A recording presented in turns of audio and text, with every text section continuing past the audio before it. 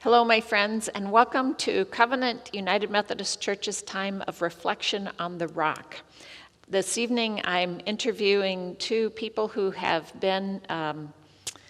become very good friends and just exceptional building users, because it's been a big change in our building this summer compared to what we have known the last 16 months prior to that. This is a hub of activity. Jeremy Smith is the executive director of the Freedom Scholars Learning Center, and Joyce Duckles is a member of the leadership team of this model for just something very near and dear to my heart, and I know to the congregation as well, and that is literacy and empowerment. That's right. That's right. So Jeremy and Joyce, welcome. Thank you very much for this at this time. Would you start, Jeremy, just by helping us understand what is the Freedom Scholars Learning Center? Yes, first and foremost, I just want to say thank you, Pastor Ann. Thanks to Bob Kern. Thanks to the Covenant United Methodist Church for allowing us to be here and sharing this space this summer. Amazing is an understatement for you guys doing this for us, and I just want to thank you guys first for that. As far as the Freedom Scholar Learning Center, the Freedom Scholar Learning Center is a new initiative that just started as a leadership and a collaborative that came about during the high times of COVID. We were all sitting there together just trying to figure out, now that Freedom School currently is dealing with a situation in which, there's some health-related things that are keeping us from starting the program. And also the parent organization was no longer up and running at the time, so we all said, hey, what are we going to do? The good thing about it is that it kind of beat me to the punch, because I was going to reach out to all of them, because I received at least 50 to 100 phone calls from parents. Really? Like, hey, what's going on? What are we doing this summer? And I'm like, well, it's COVID, first and foremost. And two, we would have to play by CDC rules and figuring out what we can do. So once we found out that CDC shut down all programs for 2020, including summer, we all sat down and said, okay, this is a perfect opportunity to start planning. So the team came together. We had frequent weekly meetings. And literally within a 6 to 8 month period, we were able to get ourselves incorporated, have a board, and also begin to network and build partnerships and start trying to figure out, hey, where are we going to put this program in 2021? And one of you guys were one of those, you guys were one of those partners in which it helped out. So right now, as an organization, Freedom Scholar Learning Center is just a summer program that's initiating the Freedom School Summer Program, which initiated in the 60s. So if for those who don't know, the Freedom Scholar Learning Center is adopting the Children's Defense Fund Freedom School model, which developed out of the 1964 Mississippi Freedom Summer Project. Gotcha. And it was focused on voter registration and particularly, literacy within voter registration. And from that initiative, Mary Wright Edelman, she resurged the mission from Ella Baker in the 90s, I believe 1993, and it became Children's Defense Fund Freedom Schools. And it was really focused on literacy. The Poor People's Campaign was behind it also. That was something that Mary Wright Edelman always focused on, is trying to get all our babies health care and making sure that, we understand how important that is. But literacy has always been a staple, and we model that. I would encourage you, if you have a chance after this interview, to look up the Children's Defense Fund. And Mary Wright Edelman, who Jeremy is speaking about, it's very impressive. And the fact that this program is born out of those initiatives puts a lot of meat on the bone, so to speak. It does. So anyway, sorry for the interruption, but the Children's Defense Fund really makes it a big deal. Yeah, and we're not even a licensed CF Freedom School, but the thing is that, by us carrying out a tradition for so many years and meeting Mary Wright Edelman in 2012, she basically gave us a green light, like, hey, you brothers got it. The stuff that y'all doing up here is what we need. We need more freedom schools to try to figure out how do you be a standalone, and network with the people around you who have organizations to help you become your own entity. Most freedom schools are only summer programs. Most freedom schools are either connected to faith-based parish or faith-based organization, or some type of college or institution for funding. So we all know that that funding usually is within that 5-week period, and then it's back to the drawing board. Right. We were the only ones who actually began to actually network to create a building to have a school. Right, so we didn't have to go to a church. I mean, we are here now, but I'm talking about We're so glad. in a year. Back to our roots. Very glad, back to our roots. But in the beginning, building stores off the model, building economic business that were thriving off the model, all those things were something that we were doing a little bit ahead of most other Freedom schools, to the point where we got a nickname down at Children's Defense Fund and down that training as Freedom School 2.0. Oh. Yeah, because we were a little bit ahead of the curve, so that helped us out a lot. And Freedom Scholar Learning Center, we want to kind of do those same things, right, and build off the work that we did years before. But the Freedom Scholar Learning Center within itself, like me and Joyce always say, just think of it as the Anthony Jordan Health Center of Learning. So a more holistic model. There you go. And this is the first building block. Exactly, but we want to be the learning, so we're looking at it as Exactly. not health, but learning. So if it's a father who struggles with figuring out what fatherhood is, because nobody never showed him how to be a father, right? We think that's something that you have to learn, and you have to gradually use your experience to do that. We want to be able to network with programs that initiate fathers back into fatherhood, or if not, creating our own program. Right. Everything for Regents help, Regents prep, tutoring, GED, right, preparation, whatever it is that's involved in learning, we want to be that. There's this great program I heard about, and I think it was out of Albany, called Work Readiness. Okay. And it's a substitute for the GED, because some kids just cannot get this, but they can get a work readiness certificate. So it's all the same. Yeah, it's empowering. Yeah. So Joyce, what was it that attracted you to the leadership team of the Freedom Scholars Learning Center? Well, I've been working with Jeremy and the team in Beechwood for 12 years. Okay. And all of the different initiatives. So the Freedom School, but as well as the Freedom Market, the store that we had, and our GED program and our after-school program. We did have an after-school program for a couple of years. And I'm a researcher. I'm in human development. And my team, we're all co-researchers. So everyone on the team became researchers as well, because we know we need community-based evidence to drive what we do. And it's been amazing. We have documented, we have learned from our programs, from within the community. Community members are co-researchers. So like Doreen Young, shout out to Doreen. Doreen is a researcher. Hi, Doreen. Right, Doreen is a researcher. Jeremy, many of the people in this building, Brittany, we've documented, we've traveled around the world together, we've presented on what we've learned. So, and for me, as a faculty person, my students get to learn here as well. And this is just a beautiful... And you say faculty of? Human development at the Warner School at the University of Rochester.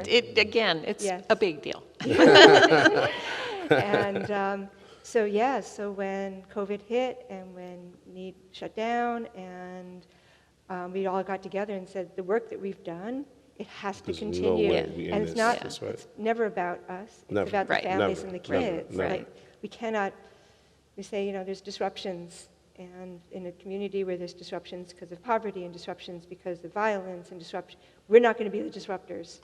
We want to be constant. We want to be the people that everyone knows you can come to us. This is a safe place, and we are always here to serve. So Mitch Gruber said to us when we reached out to him for advice, we reached out to a lot of people for advice. We have incredible mentors. That's really bold, like starting a new nonprofit in the middle of COVID. And we're like, we're bold. That's what it takes. Well, I have to say, getting to the actual, your daily routine, let's call it. You start out the day with kind of an amazing thing. So describe to me what that, our guests, that amazing thing is, and the reasoning behind it. So. Okay, well, Harambe, let's stop for a second and let's let the video clip show what Harambe is, and then I'll get more into explaining it. Awesome.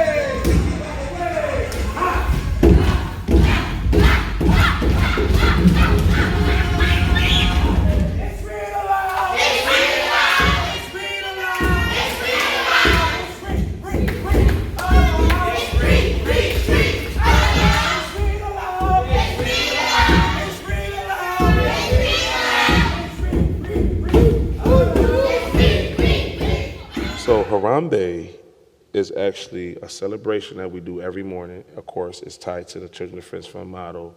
That's basically, sets the tone for the day. And it does it in multiple ways. It does it through kids actually engaging in call and response. It does it through kids engaging in physical interaction in which they're moving, right? And those type of endorphins are actually being increased, so that way, now to engage in difficult work early in the morning, such as that math class first thing in the morning, you have them juices that you need to critically get through some of the stuff that could be straining, right? And also, it gives kids some time to actually shine. Yeah. We highlight them, right? We Yeah. celebrate them. So giving them that ability to feel like, hey, first thing in the morning, I'm feeling like, I'm being recognized for my good deeds. So it's almost like a positive reinforcement that we're looking for just by doing that in the morning. But to be technical, Harambe means in Kiswahili, let's pull it together. And it's a celebration for 30 minutes every morning that goes down with every Freedom School. And we usually start off with the Hallelujah Chorus. Yes, I noticed that. We are a It's like, spiritual program. I mean, being rooted out of the civil rights movement, for those who don't know, a lot of the civil rights leaders, a lot of the servant leaders from the 60s believe heavily in Christianity. And the Hallelujah Chorus is something that we actually start off with every morning. Now, it's not your typical Hallelujah Oh, chorus. no. I mean, it is like the zipped up Hallelujah. anything that we do is never typical. That's why we're bold. We always try to do things that cater and meets the needs of those who need it most, Yeah. right? So by starting off the Hallelujah Chorus, we do let other people know that we are respecters of other religions. So you can't excuse yourself from the Hallelujah Chorus if you are not a Christian or if you're somebody who don't believe in God. Right. But I've had kids from Nepali and kids from the Somalian nation who are Islam singing the Hallelujah Chorus with us every morning. Yeah. And we have gotten pushback from parents, hey, well, you got my daughter or my son over there singing, and we don't do that here, but it's just something about the energy that, hey, I can't. The energy grabbed the kid and gravitated to it. So it's hard for me to actually get in the middle of that. Who am I to do that? But after the Hallelujah Chorus, we directly go into the Read Aloud. The Read Aloud. The Read Aloud is where we actually invite individuals from the community who are doing good work. Sometimes it may not be Jay-Z, it may not be 50 Cent, right? But you have a police officer, you have a firefighter, you have a librarian who's doing just as good work. Pastor. Or a pastor. Yeah, that was fun. Doing great work in the community, who we want to recognize and have come read to our kids, Yeah. and engage in texts and books and talk about their background and their educational career and, why do they love reading and what's their favorite book, all that good stuff. And then immediately after the Read Aloud, we go directly into our theme song, which is Something Inside So Strong by Libisa Free. Yes. Something inside so strong, so strong. I know that I'm if you're doing me wrong, so wrong. Then my pride, oh no, something inside so strong. Something inside so strong. So this is a song that's meant to build that inner self. We don't know what kind of baggage our kids bring to the door every day, right? But we know that for you to get here for what you're dealing with, you definitely got something inside so strong, right? Yeah. Especially at the age in which you're dealing with it. So that song is kind of an uplifting song to get them prepared for, seeing themselves in the text and also reading about certain things that they go through within the text. And then after the actual read aloud, we go right into cheers and chants. Yep. And it's So, the wait a time, minute, go right into what? cheers and chants. Oh, yes, okay. Yeah, so cheers and chants is an opportunity where kids are, using great words and remixing songs in a positive way. Yeah. They love to go boys versus girls to get them all amped up. That's pretty cool. And it just gets them engaged, and it's like that roller coaster, getting that energy set, getting them jumping around. And then right after cheers and chants, we go into moment of silence. Moment of silence is a time we take some time for the day to recognize what kind of behaviors, and it's almost like a yoga Mindfulness. type Yeah. of release, kind of getting all the extra energy out and getting the mind focused for the day. And then after the moment of silence, we go right into recognitions. We recognize each other, all the great work that we're doing, all the great work that's been done. It could be something simple as a kid now going from identifying letters to reading letters as words, right? Or a kid that just learned how to tie his shoe, right? We want to recognize that. Right. We want to let that kid know that no good deed goes unannounced or Unseen. something or unseen in the Freedom School. It could be the smallest thing. I mean, you had kids who went from saying 5 curse words to 1 curse word. I want to recognize that. All right, we do a lot. Our kids, and we accept who they are as they are. We don't Absolutely. really, and it's a wonderful thing to see. So after recognitions, we go into, Is it I the believe word? it's, There's no, that's a little bit later, word of the Okay. day. Announcements. After Oh, no, announcements, we go into announcements. And announcements basically just breaks down what's going to be discussed for the day. Oh, okay. What are the updates for the day? Is there a field trip? But also going over and reiterating the Freedom School themes, such as, being drug-free and violence-free and smoke-free and verbal violence-free, reiterating that Freedom School way so that way they understand how important it is to see each other as brothers and sisters at all times. Right? And then not just seeing that at Freedom School, but also taking the Freedom School way and applying it to society. So now after that, then we go into some things that we added. We added some things. So every Freedom School is supposed to be innovative, but every Freedom School is also supposed to be unique. And I think there's a lot of them that's innovative, but not too many of them are unique. Like we added the African pledge.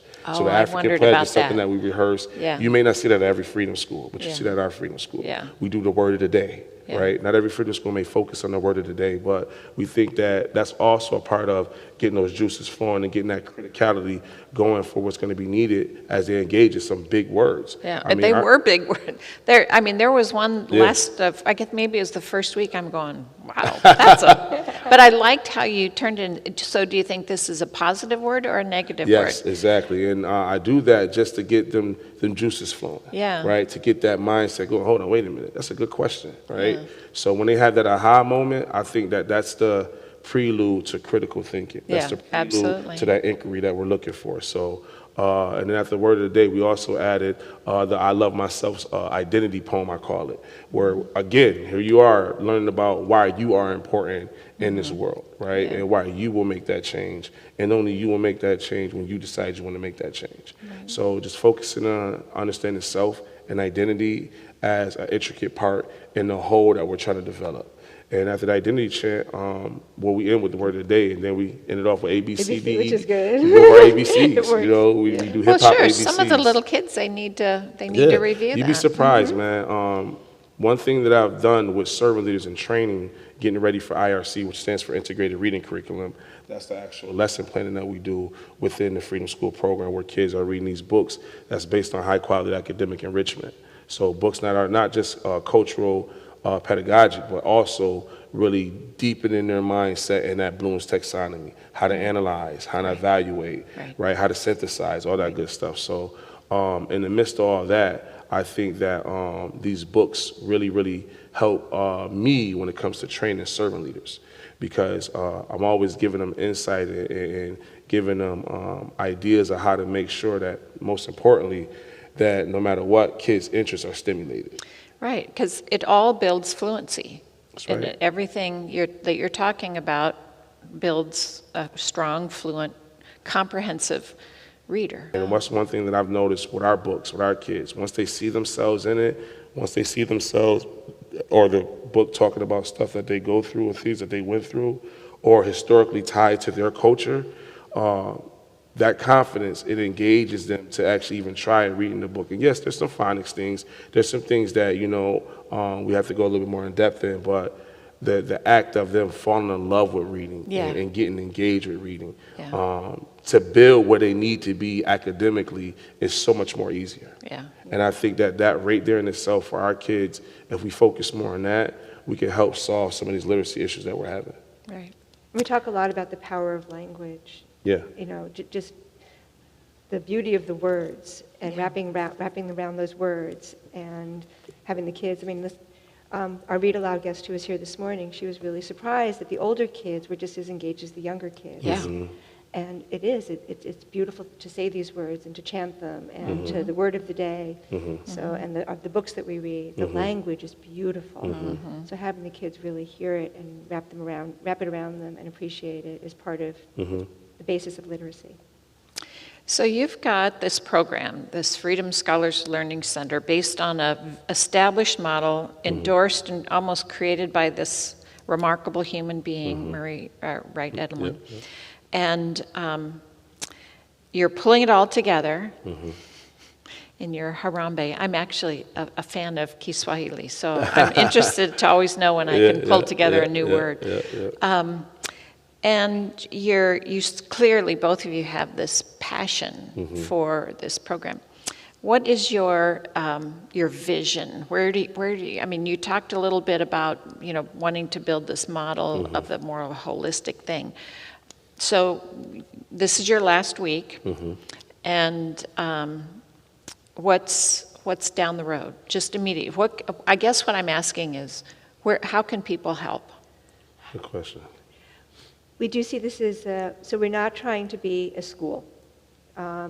What we are trying to do is to be a learning center. And I think the core... With a campus. Go ahead. Right, a campus, yes. The core of what I think, at our center is we see the brilliance in everybody.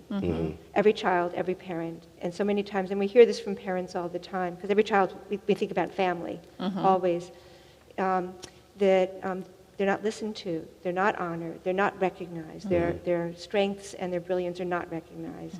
And that's part of what we're about. So last year we did have we did family workshops virtually for families sharing their expertise with other families. We just went to families, what do you, to parents, what do you want to talk about? What would you like to share with your community?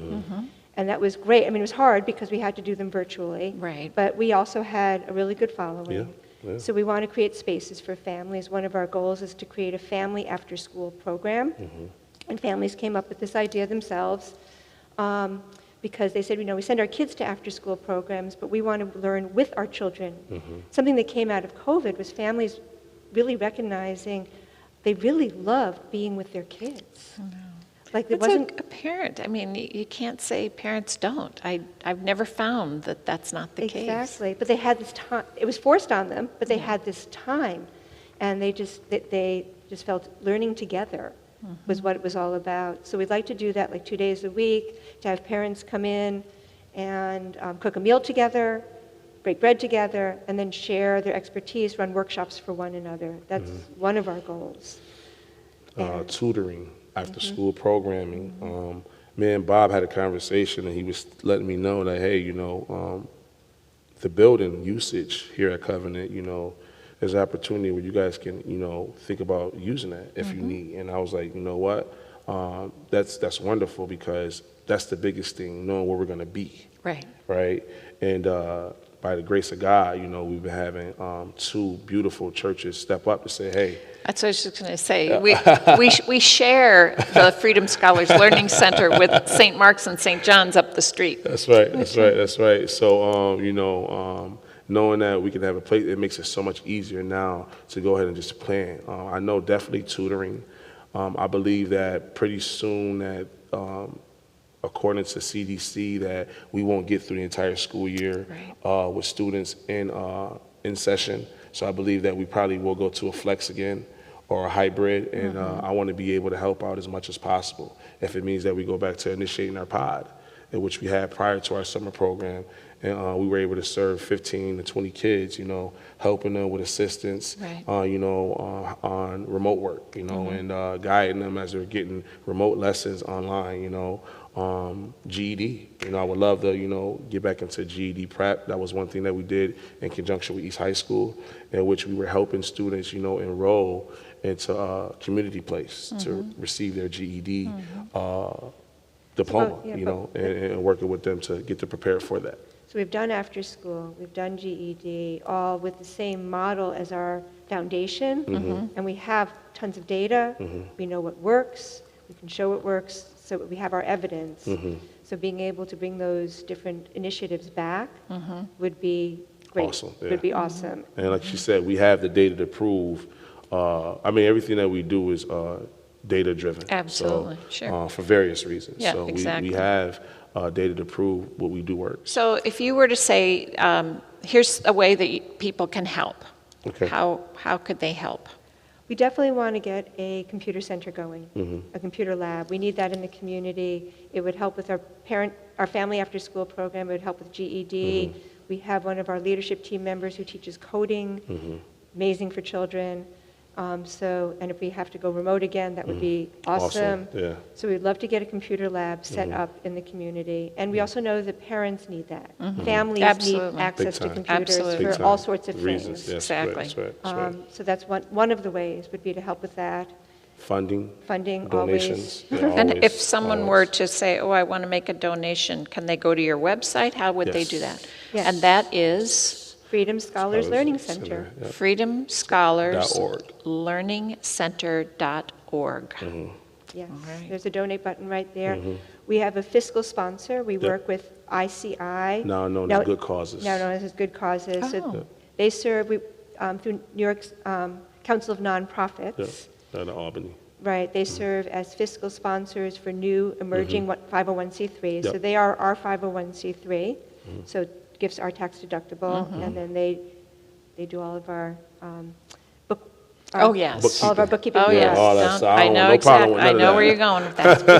It's absolutely beautiful. Oh, no If you problem got with that. somebody that'll do that for you, Yes. God bless them. And they're mentoring us in it, too. And they're mentoring Yeah. us too, showing us Yeah. how to go about There- it. So yeah, eventually, there is a when we do trick get our to it. forever home, we Yeah. can kind of create our own infrastructures. Yeah. Awesome. And there's a lot of information on our website about our board and our leadership team, and we have incredible people working on this initiative together, and all of our partners within the community.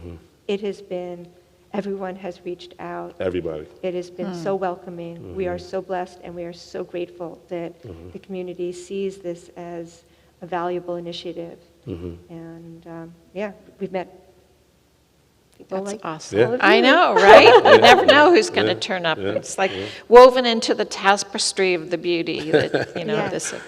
Well, I so appreciate you sharing this Oh, yeah. with us, and because like I said earlier, we were Bob kind of bounced around this building for 16 months by himself. I'd come in to say hi every once in a while. But, must have been lonely. It was, it was quiet, and it was, what it was for me personally was, I don't ever want to see the church, the building like this again. We just invested deep. in That's this deep. elevator and, to make it welcoming to the community, and boom, we got shut down.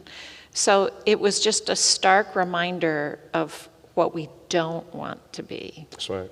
That's right. So it's been a pleasure. We've had a lot of fun listening to everything. It's just been a great experience for us as well. So We got to thank you guys again. Like I said, you guys opened the doors for us. I mean, any and everything that I've needed, I got access to. I remember this is a story I shared with my wife the other night about how, we had removed a TV at the time that was being used for, I believe, a women's group here on Tuesdays, and we didn't know that. And what did the church do? They only just gave us a bigger TV, and it made it easier for. And I would love to show you at some point. It made it easier for our students to engage in symphonic awareness work because they were visual learners. Exactly. And to have a bigger TV, it did something to them, and it made it easier to manage for that server leader. This is out of her mouth. Yeah. That bigger TV Great. she felt was a blessing because it was easier to engage in the visual learning on a bigger screen. for well, those kids. we're passing on the blessing because it was donated to us. Wow. So Look it's at just. that. Wow. But it's interesting. That was Wow. our Tuesday night support group, and that has the TV. Yeah. And so they said, well, it's missing, but we don't really care because it was donated and someone else has given us. So, there's TVs galore out here. It's share and share alike. I appreciate it. Thank you. Well, thank you again. It's been thank wonderful. you. I know. Have a great last week. I understand you have quite the party on Friday. Yes, we do. Our finale, finale I'm celebration. sorry, I'm yes. going to miss it. I'm not going to be well, here. Bob but- is here. We'll record some of it, get some of All right. for put up on your Facebook. But Yeah, we're going to be celebrating all the good works that the kids done, just like Social Action Week, where they celebrated, their projects focused on voter awareness. Yep. This time is going to be things that are going to be focused on current events, things focused on the actual weekly themes, such as I can't make make a difference in myself, family, country, world, community, all that good stuff. And their books. And the books. And the books books, itself, too, yeah. yeah. So this looks pretty, it looks like it's going to be a pretty busy schedule on Friday. We're inviting parents to come see some of the celebration and also enjoy some of the food and the games that we'll be doing following right after. Awesome. Beautiful. Well, everyone, I hope you've enjoyed this time of learning and affirming, what the work that Jeremy and Joyce do with the Freedom Scholars Learning Center, as well as the whole leadership team that comes together and really creates an amazing thing for the children in, I don't want to say primarily Beechwood, but definitely this area of the city. So thank you all for joining us, and have a very good evening. Good night.